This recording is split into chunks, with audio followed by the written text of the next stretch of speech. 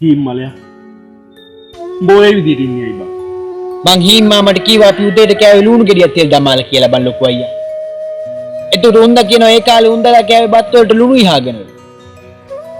අපට ඔයින්ගේ සල්ලි ඕනේ නැහැ බා.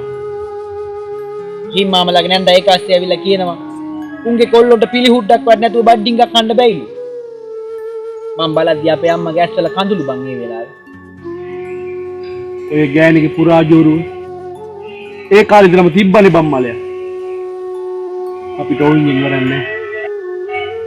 යම කුඹුරු වල ගෝයන් කපාලා බන් කියේ. තරල්ල හැදි.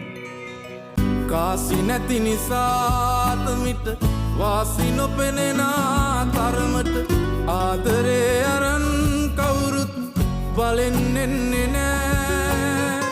මනසේ දැනන්නේ බව ගුණාසේ ඉඳිම් සතුටින් එක හීනෙන් එළිවෙනවද එහෙම වෙන්නේ නෑ.